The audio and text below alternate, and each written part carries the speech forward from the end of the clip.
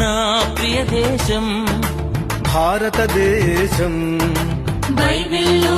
రాయబడిన ధన్యమైన దేశం నా ప్రియ దేశం భారతదేశం బైబిల్లో రాయబడిన ధన్యమైన దేశం